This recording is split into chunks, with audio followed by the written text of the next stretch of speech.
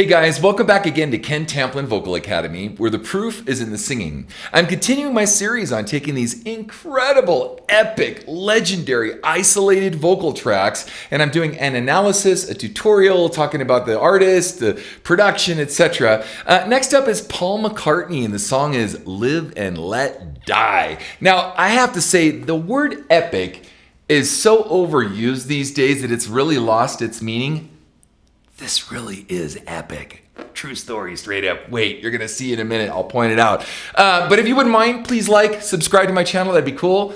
Ring the bell, man, so I can keep new cool videos coming your way. That would be awesome. I have a singing course. If you're interested in wanting to learn how to sing, you're a medium grade singer, an advanced singer, you can find my course right here at kentamplinvocalacademy.com. I am a vocal coach. It's what I do. We do breakdowns like this, but I teach. Anyway, you can find it right here at kentamplinvocalacademy.com. This course is called How to Sing Better Than Anyone Else. Can I really sing better than myself? Yeah, if you apply yourself, you can. And there's a free singing forum over there with over 25,000 members, all talking about how to get great at singing. So Paul McCartney, wow, just wow. And you know, when he left the Beatles, there was sort of this thought like, you know, what's going to happen with John Lennon when he leaves the Beatles, or what's going to happen with Paul McCartney, so the main songwriters? And, you know, of course, George Harrison had his stint, and, you know, Ringo started. So they all did some really amazing stuff. But with, you know, again, piggybacked, I should say, and working in concert with George Martin, the producer who produced this for a James Bond soundtrack, as most of you know, was just extraordinary. So partnering up with his previous producer for the Beatles. And really, it's majority of this, I'm almost certain, is George Martin, because I just don't think that Paul McCartney would have taken this many left turns. And again, this is all going to a movie soundtrack, so it's not just like writing a great song, it's writing a song for a movie. So there's a big difference in that. But anyway, so I'm gonna just fire it up. We're gonna take a listen, and then we're gonna come backtrack a little bit, and then talk about the instrumentation, how it plays how it plays in with the vocals. Here we go. When you were young and your heart was an open book, you used to say, live and let live. You know you did, you know you did, you know you did. So 70s. But if this ever-changing world in which we live in makes you give in and cry, say live and let die. Now, I know Guns N' Roses did a version of this. I know other people have done versions of this. Maybe some of you 80s, 90s guys, or even millennials out there, whatever, think that Guns N' Roses wrote this. No, they did not. Now, I want to play the instrumentation up to this point to show how cool it really is. And I'm going to do more of this as we go. But check this out. When you were young and your heart, I hear the Paul McCartney part of this, right? Baby, I'm amazed, right? Or maybe I'm amazed. Was an open book. You used to say, live and let live. You know you did, you know you did, you know you did. But if this ever-changing world in which we live in great change. Makes you by the super John Lennon, Paul McCartney change. World in which we live in makes you give in and cry, say live and let die. Live and let die. Live and let die. Live and let die. I don't know why, but I just see, I think it was Roger Moore, I just see one of those triple-decker buses, and like a guy on a rope or something swinging outside the bus as it's going around a corner, and it's Roger Moore, and he's trying to get the bad guy or run away from somebody. That was sort of what the picture I get on this exact scene.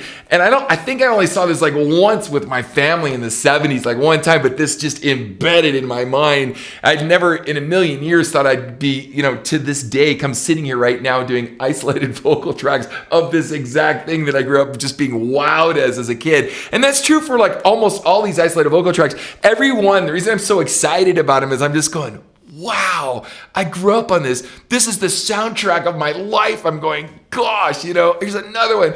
Oh man, another epic piece. Wow, I had no idea that this is how they put it all together. And this is no exception. So hear this fantastic orchestration.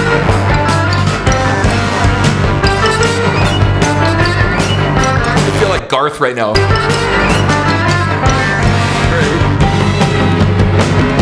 And then this part here.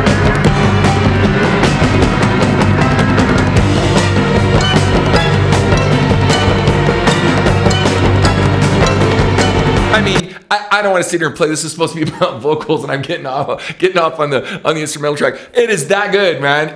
You could just be lost in it. It's that good, right? Okay, let's go. Now, here, coming up, spoiler alert. In this next section, you come off of this frenetic, wild, sort of crazy, a little bit almost psychedelic-y kind of 60s boogaloo, you know, stuff. And then it goes into this like Billy Preston, funky Rhodes, you know, Wurlitzer kind of breakdown thing out of nowhere. It's the coolest thing ever. Check out this break. It's like, wow. What does it matter to you when you got a job to do? You gotta do it well. You got to give the other fella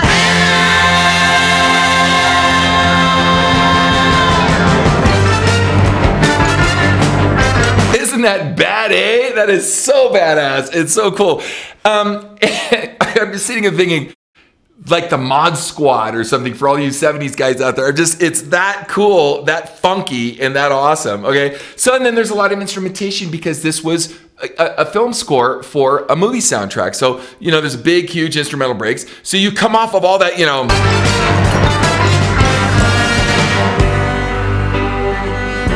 So Beatles, back to George Martin.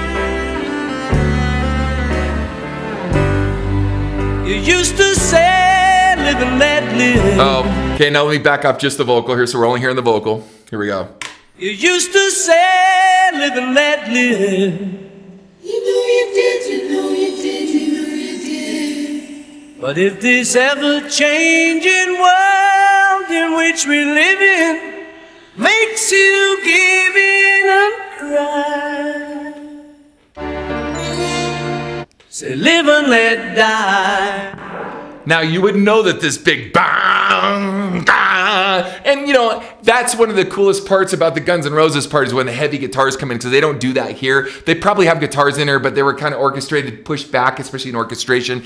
And by the way, you know, like Chris Cornell's Casino Royale, I think that's one of the best other Bond soundtracks. I know Adele, Skyfall and stuff, and there's some other cool ones too, but man, the Cornell Casino Royale soundtrack is pretty. I also did it. I haven't done this song, but I did do that. I won't put it in the description because just because you can check it out. But anyway, so but really what makes it is this part right here. Say live and let die. Bit of timpanis. Live and let die. Live and let die. Live and let die.